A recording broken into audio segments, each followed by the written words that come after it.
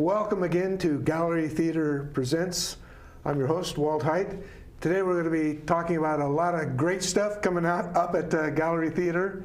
Specifically, we're going to be talking about Fiddler on the Roof. And with me today to talk about Fiddler on the Roof is the director, Seth Renne, and one of the actors in Fiddler on the Roof, Lance Nutman. Welcome to the show.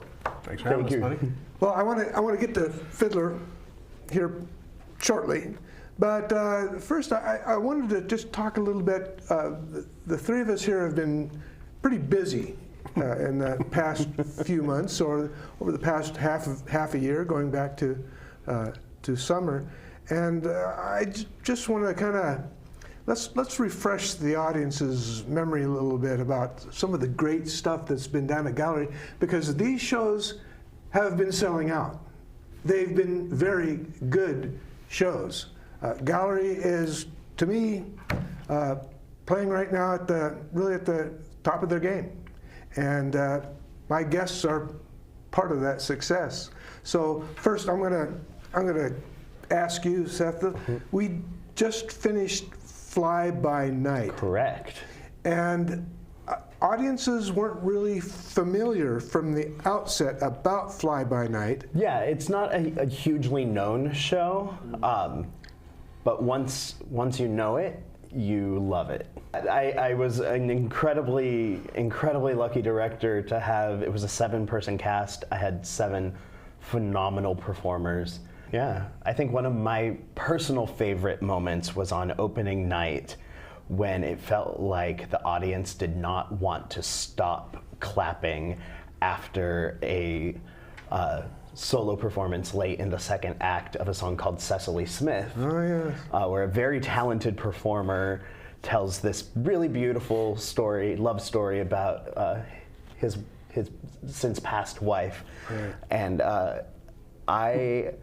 you were in the audience that night. It felt like they wanted to give a standing ovation mid-show. Yeah, I will gladly take what I was fortunate to receive on that opening night performance. I was frankly quite amazed and surprised, and of course flattered by that. But and I didn't start this conversation about Fly By Night to get to that point. I didn't, honestly. I'm sure you didn't, Walt. But no, it was I believe indicative of the quality of shows that are being staged these days at Gallery Theater. Now let's go back a few months before that to a show that you directed, which was Fool for Love. Right. In the summer we did, me and my wife did Fool for Love and Trifles as kind of a 2 one-acts together. Shows that didn't seem to fit, but once we started doing them, they really seemed to fit. And, we had some, you say the small theater, and the small theater is where I like to think we do really big work. We do. We do really strong, powerful, meaningful things, and things that people just aren't expecting. And I think Fly By Night was that, and Fool for Love and Trifles were also that. We were also blessed with some amazing casts.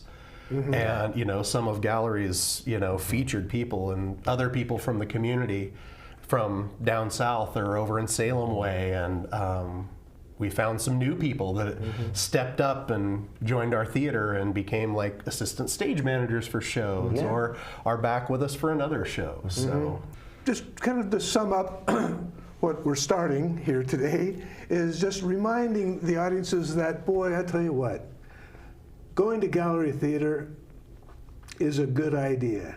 If you want to have a great evening of entertainment, it's a very reliable in the way of strong entertainment value.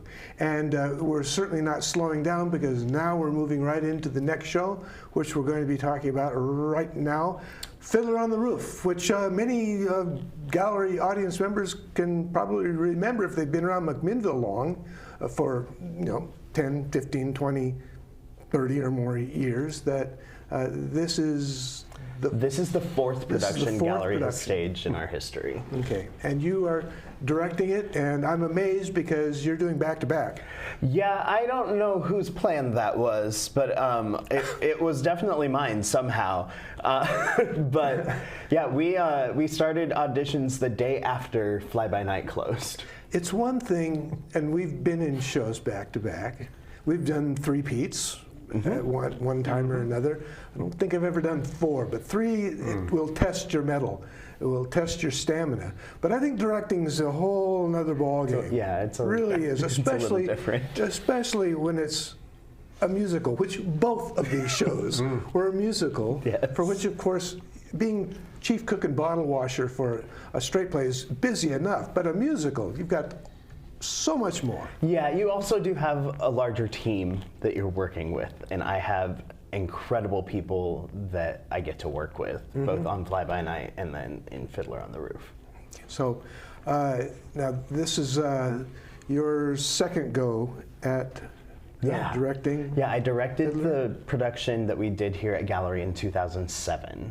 Yeah, and it's really cool to get to revisit a show that I've directed previously, because I've grown so much as a director since then. And just as a human since then, that it's really cool to get to look at this material again and have it come alive in a different way. Now the casting of this, you have a large. We have a large group. cast? There's 41 people in the cast. So a large cast, a large team for stage managing, costumes, and all that. So let's say about 50 odd, 55. You're busy. Very, yeah. With this, and so you've been rehearsing now for a few weeks, and so do you feel like things are right now are you in a happy place right now? We're in a happy place. After we had a rehearsal last Thursday, it was our last rehearsal, but it was our first time getting to really dig into some of the meatier scenes, and we were in blocking rehearsals, which for people that don't know, blocking is where we're just setting the movement. We're go stage left, go stage right, and in the middle of blocking the scenes, I have actors that are already like welling up with tears and getting emotional. Yeah. It was very similar to what the experience was like when we were doing Fly By Night. That when you're working with performers who are at the top of their game, you get performances from the beginning, and it gives us ample amounts of time to then go back and shape those performances. And of course, with us also today, Lance Nutman is with us, who is playing the role of Tevye in Fiddler. And you're no stranger to Fiddler on the Roof. No. I believe you have been in a past production of that? This will be my third. Third, okay. Yes. And many people, might get tired of hearing this story, but it's rather formative for me. And my first experience was in 1991, which is the year I graduated. And I was a theater kid in Staten High School, and I heard about this summer program they were doing in Salem, and it was called Argonaut School of the Arts. It was a summer program, kind of an intensive, I think it was like 2 weeks long, maybe 3. I should know that. But it was helmed by Ken Collins, who many people in the Mid-Valley know as just a theater legend. Brian Swingle was in charge of the vocals, and Dee Montgomery Smith was our choreographer. And and then they brought a couple people in from New York also who had like directing experience and things like that. So it was quite an experience. And I was this unknown kid from Staten, and here I come in out of nowhere, and I got the lead role. And it was just this magical, beautiful time where all of these students from the entire Mid-Valley, who, like we were saying, are kind of at the top of their game at the time, came together and just learned every day so much stuff. And we put this thing up, and it was incredible. Life passed. But wait! I want to know something. Did you have a beard? I had a fake beard. Oh, okay. Because I was I kind of 16. I turned 17 when we were performing at one time, actually. So, but I still have my fake beard and fake mustache somewhere in my keepsakes because I'm a sentimental fool. But now what is it, 33, 34 years later, I always wanted the opportunity to play Tevye again, because when you're 17, you only got so much life experience. And even though I still think of like those girls who were the same age as me as my daughters, which is bizarre, right? But they're all mothers and grandmothers now, and here we are in our late parts of life. But to return to Tevye is an amazing thing. And then my next experience with it was at Pinnacle Theater in 2010, when I wasn't able for 19 years to do theater because of health, because of life, work. And I'd positioned myself so I could do theater. And my wife and I are walking through the state fair, and here's the Pentacle booth over here, the Pinnacle Gypsy Wagon, as they used to call it, announcing their season. And it was Fiddler on the Roof, and I'm like, this is it. This is how I get back, And so I was not quite old enough to play Tevye for that casting, but I got to play Model. So, and that's actually where I met Walt. Oh, that's right. Because that was our first meeting, because right. you were in that as well. Laser Wolf Absolutely. in that production. So we didn't get a lot of stage time together. No. In scenes other than the wedding and things like that. But, in fact, my character was supposed to basically hate you. Yeah. Yeah, we were but I wasn't doing any method acting. I was hating you outside the theater. Right. But, Was that your first Fiddler on the Roof? That was my first Fiddler. Oh. Yes. And it was a grand experience. It was. It was a good cast. It was a good production. Yeah. So now we come to today, and so talk a little bit about Tevye. Well, let's talk a little bit about, maybe there are people out there who maybe aren't really too familiar. Let's talk a little bit about Fiddler on the Roof. It goes back to the original Broadway in 62, 3, somewhere along the early 60s. I think Zero Mostel. Zero Mostel was the original. Tevye. B. Arthur was the original Yenta. Oh my goodness. Yeah. Wow. Talk a little bit about Fiddler. So Fiddler on the Roof is known as kind of the last show of the golden age of musical theater that kind of brought us into the next step, what took us into the 70s. So we're bridging the gap between the Rodgers and Hammerstein, the Lerner and Loewe, and coming into this kind of new era. So it still has some of the key things that you see in those old classic musicals. There's a dream ballet sequence. It's still got the I Want song at the beginning, where your lead character is expressing to the audience the things that they want. And it is a show that's based on the stories of Tevye the Milkman by Sholem Aleichem. Sholem Aleichem. And he wrote these series of stories about Tevye, a Jewish milkman who lived in what is current day Ukraine, but at the time was a part of Russia, back in 1905,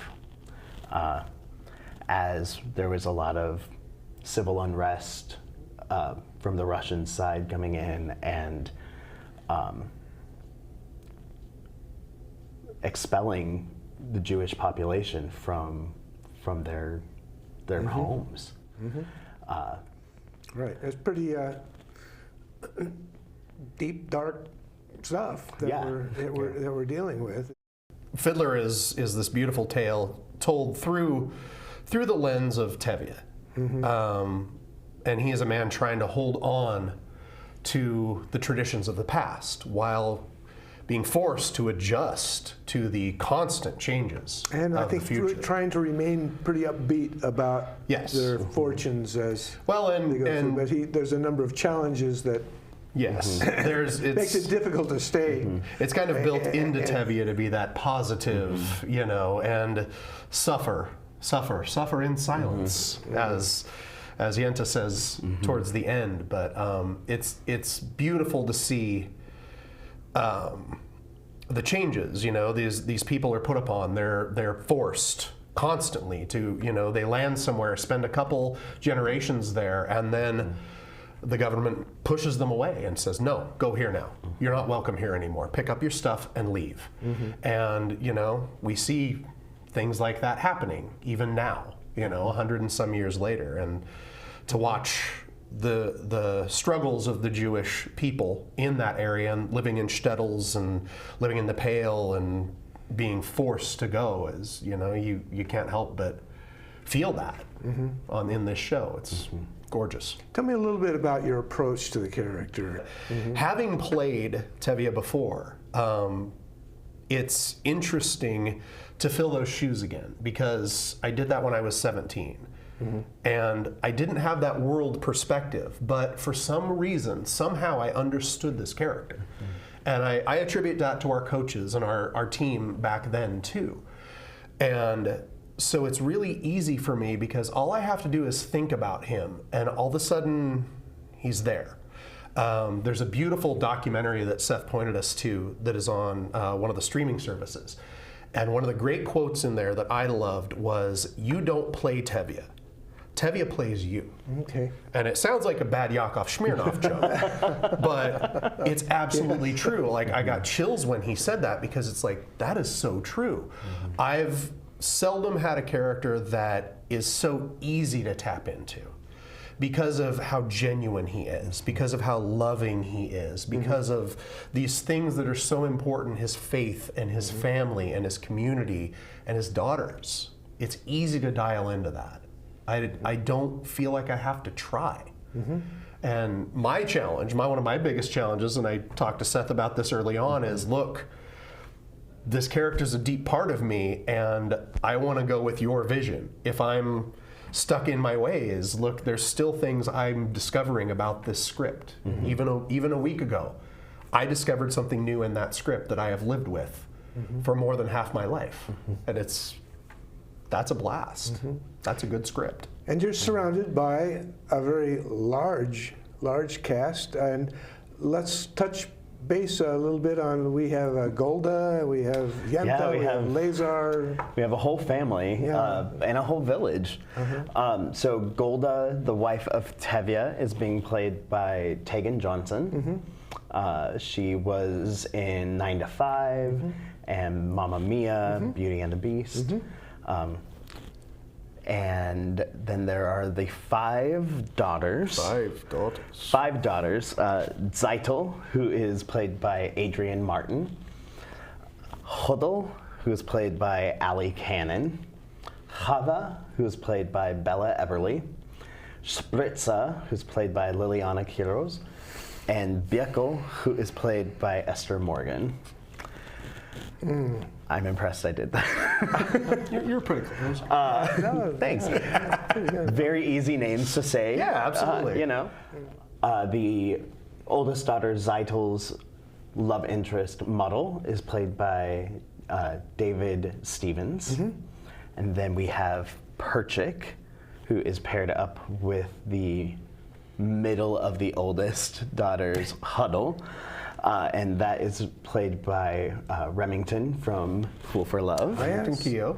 And then our Russian soldier who falls in love with Chava, the 3rd oldest daughter, is Camden Chalk. So some new names. Yeah, we've got, David is new to us. He is a student at Linfield. He was just in Dogfight at Bridgetown Conservatory in Portland. Excellent. Incredible performance in that show, and he's wonderful. And since I once played, I got to know who your Laser Wolf is. Laser Wolf is also new to us. Excellent. His name is Jonah Mancini. He comes to us from Corvallis. Great. And our Yenta is another familiar face to gallery audiences, Melissa Thomas. There are Many, many others. numerous. Yeah, and We also have our Russian constable. Russian Constable, Joshua Kaler, We saw him in Sound of Music. and It's a Wonderful Life. Oh, that's right. Our music director is Travis Morgan, and our stage manager is Karen Root. I have a great team of assistant directors, Barbara Curtis, Nehemiah Creel, and Beth Sobo-Turk. Our choreographer is Mary Acuff. I also have assistant stage manager, Jeremy Weiss, costumer, Beth Statz, and we're very lucky we have Jeremy Weiss and Cassidy Weiss acting for us as our cultural consultants. excellent. Very, very, very important. It's Absolutely. sort of the kind of the dramaturge, perhaps, role in. And in a show like Fiddler, that it is set within a culture of this Jewish population, and many of us are not a part of that, we want to make sure that we are doing everything correctly and honoring their culture and their traditions.